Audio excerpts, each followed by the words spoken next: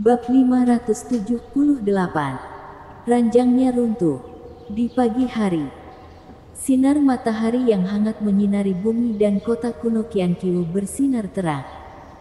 Segera, 3 gunung spiritual dipadatkan, dan semuanya terlihat kabur di bawah awan. Pasukan Sekte Yan Huang pertama telah tiba. Tetapi begitu mereka tiba, mereka langsung dibawa oleh Samuel Gu dan Master Wuya untuk menggambar pola formasi. Semua orang sibuk dan informasi dari Sekte Ren Huang datang satu persatu, membuat Cantika kewalahan. Lalu Qilian Zong dan yang lainnya juga berusaha membuat formasi teleportasi bersama-sama. Sedangkan Andreas Yang dan yang lainnya saat ini sedang memulihkan diri di taman kecil masing-masing. Sedangkan Yunandi Xie dan yang lainnya, tidak ada dari mereka yang menganggur juga. Mereka berkumpul dan bekerja keras untuk meningkatkan kultivasi mereka. Semuanya berjalan dengan tertib. Dari kejauhan, loteng tempat tinggal Lensi tampak bergetar dan terkadang terdengar suara aneh. Segera, suara papan kayu retak datang dari loteng kecil. Lalu, itu adalah suara Lensi. Pada saat ini, di ruangan yang dipenuhi akan cinta semalam, pemandangan memalukan terjadi, yaitu ranjangnya patah. Sialan, omelan Harley Ye terdengar. Bukannya aku sudah mengatakan sebelumnya untuk membeli ranjang yang lebih kuat? Segera, Lensi yang acak-acakan keluar dari dalam. Pipinya memerah, rambutnya berantakan, yang terlihat sangat cantik dan juga ada sedikit senyum di sudut mulutnya, yang membuatnya tampak konyol. Segera, Harley Ye juga keluar tanpa memakai baju dan masih mengutuk. Apimu sudah padam sepenuhnya. Lensi memelototi Harley Ye dengan ganas. Belum. Harley Ye menggelengkan kepalanya dan ketika berbicara, dia tidak lupa untuk melihat ke tenda kecil yang disanggah di tubuh bagian bawahnya. Apakah bahkan berencana untuk melakukannya lagi selama 10 hingga 15 hari? 10 hingga 15 hari. Sebaiknya kamu pergi mencari pelacur. Lensi memelototi Harley Ye lagi dan pipinya langsung memerah. Jangan berbicara omong kosong. Aku ini seorang pria terhormat. Aku tidak melihatmu sebagai pria terhormat pada tadi malam, melainkan seperti pria mesum. Kalau begitu aku, Lensi, apakah kamu ada di dalam? Tepat saat Harley Ye hendak berbicara, dia dipotong oleh suara yang datang. Sebelum dia bisa menyelesaikan kalimatnya, seorang wanita berpakaian putih telah mendorong pintu dan masuk. Bila dilihat dengan jelas, itu adalah Nalendra Dongfang dari Puncak Spirit. Aku, Nalendra Dongfang, baru saja ingin berbicara. Tetapi ketika dia melihat Harley Ye dan Lensi, dia tertegun sejenak. Selain itu, dari sudut matanya, dia melihat tempat tidur yang runtuh. Kemudian melihat Harley Ye yang bertelanjang dada dan Lensi yang acak-acakan dengan pipi memerah. Lalu dia langsung mengerti akan suatu hal. Tiba-tiba, pemandangan itu menjadi sangat canggung dan menjadi sunyi. Samar-samar, pipi Nalendra Dongfang juga menunjukkan warna merah tua. Untungnya dia datang terlambat. Jika datang lebih awal, bukankah dirinya akan menonton siaran langsung? Hehehe. Pada akhirnya, tawa kering Harley Ye memecah kesunyian. Lalu dia dengan cepat mengenakan pakaiannya dan menyelinap pergi, bukan melalui pintu utama, melainkan melompat dari tempat tidur dan berlari keluar. Setelah Harley Ye pergi, Nalendra Dongfang memandang Lensi Chu sambil tersenyum. Kakak sepenguruan, apakah aku datang di waktu yang salah? Kakak sepenguruan. Lensi menghentakkan kakinya dan langsung menutupi pipinya yang memerah. Di sini, Harley telah datang ke taman tempat Yunandi Xie dan yang lainnya tinggal. Dia melihat Pandi Huo yang bertelanjang dada sedang menggerakkan palu godam emasnya. Luka-lukanya sudah sembuh dan dia melompat-lompat lagi, bercucuran keringat dan terlihat bersemangat. Di samping, Yunandi Xie juga tidak tinggal diam. Dia memegang pedang pembunuh di tangannya dan mempraktikkan teknik pedang rahasia. Sedangkan Keliki, Yogini, Glen Duan dan yang lainnya, semuanya sibuk bersila atau menggerakkan alat spiritual senjata. Mereka terlihat sangat bersemangat. Yo, rajin sekali kalian semua. Harley masuk dan menemukan tempat yang nyaman, mengeluarkan kendi dan memandang semua orang sambil tersenyum.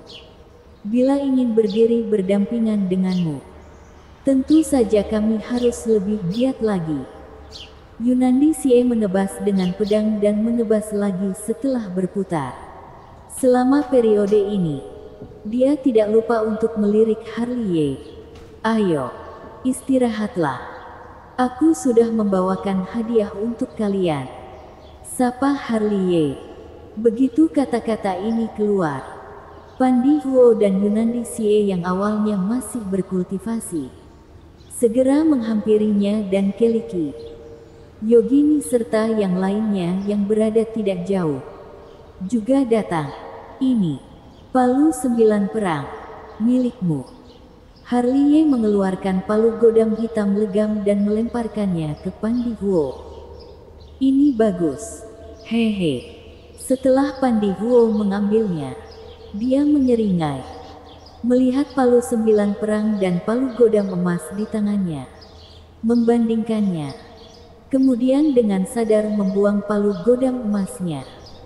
Bila dibandingkan dengan palu 9 perang, palu godamnya seperti lelucon.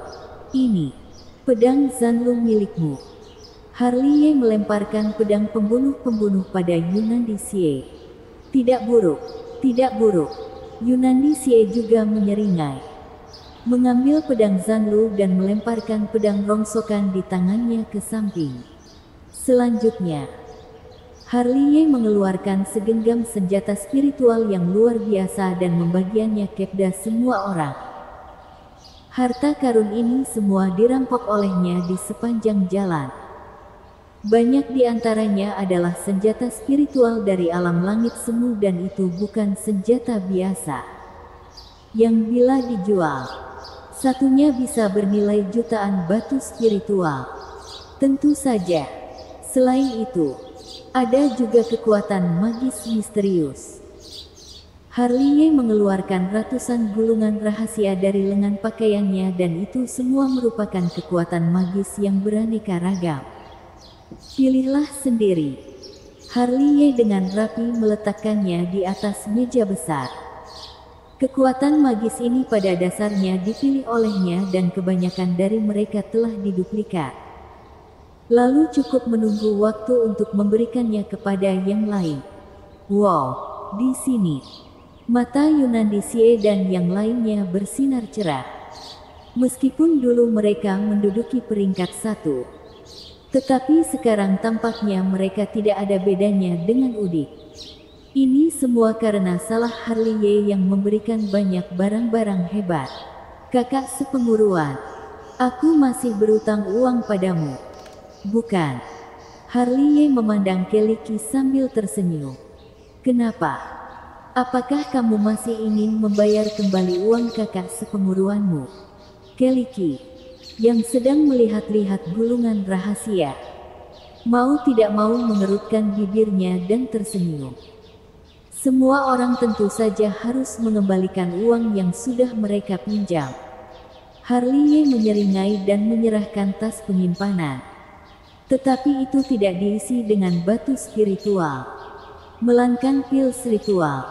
Tidak hanya Keliki, namun juga Yunandi Xie, Pandi Huo dan yang lain yang hadir. Ketika melihat pil obat di tas penyimpanan, Yunandi Xie berseru dan menatap Harley. Nak, apakah kamu merampok satu toko pil obat? Omong kosong. Aku ini adalah Dewa Pil. Harley mengutuk. Namun tidak lupa merapikan pakaiannya dan mengusap rambutnya.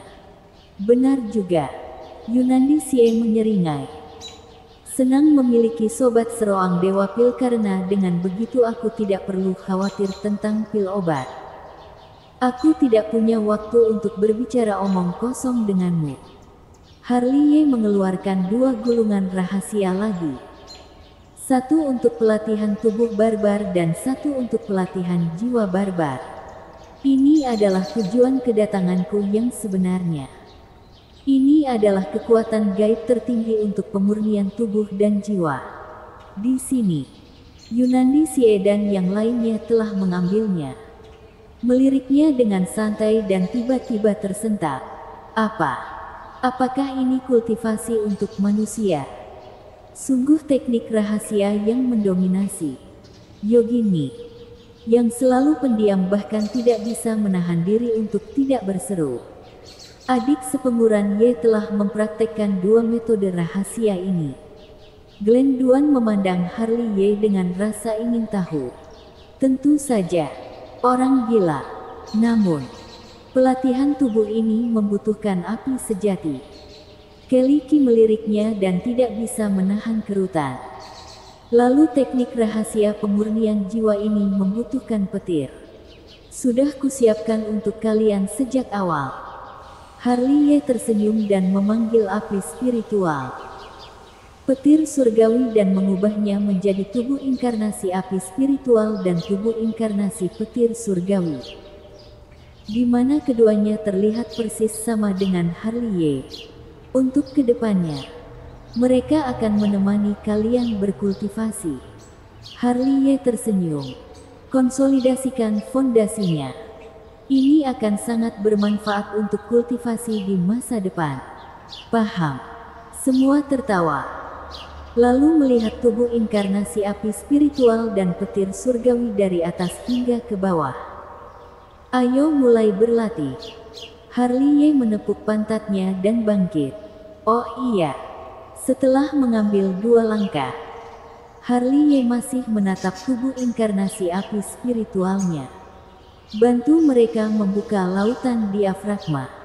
Setelah berbicara, Harley melangkah keluar dan menghilang dalam sekejap mata. Buka lautan diafragma. Semua orang tampak terkejut dan melihat tubuh inkarnasi api spiritual. Lalu bertanya dengan ragu, kamu bisa membuka lautan diafragma? Meskipun tubuh inkarnasi api spiritual tidak dapat berbicara, namun dia mengangguk dan tersenyum. Kemudian, lebih dari puluhan api spiritual dipisahkan darinya dan memasuki diafragma mereka semua. Tidak lama kemudian, teriakan Yunandi Xie, Pandi Huo dan yang lainnya terdengar di taman. Bersambung.